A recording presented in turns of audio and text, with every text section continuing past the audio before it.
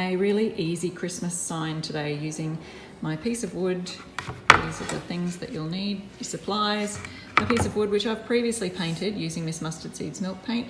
The top layer is the colour green sack and underneath layer is Curio. And in between those two layers of paint I've used a resist method. So I've used hemp oil to create a bit of a resist and get this lovely rustic farmhouse look on here. You can see exactly how to do that on my YouTube channel, where I show you hemp oil using a resist of hemp oil and Miss Mustard Seeds milk paint. It'll be in my Miss Mustard Seeds milk paint playlist. And the other things we'll need is painter's tape, a sign which I've just printed out on a piece of paper. I'm going to put it on with graphite or carbon paper, we call it. You'll need a pen to do this part and a Sharpie to finish it off. Let's go.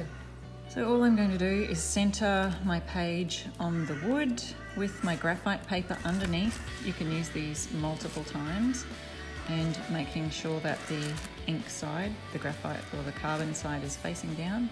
Center it into the middle of your sign, and we're going to pop some painter's tape just on the edge here to keep it in place.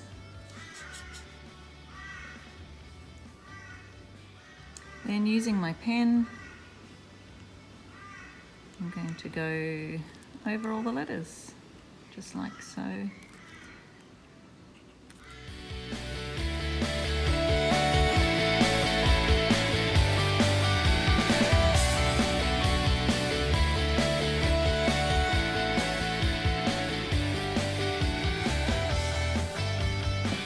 now when we take off our paper, we'll be able to see really faintly the words there.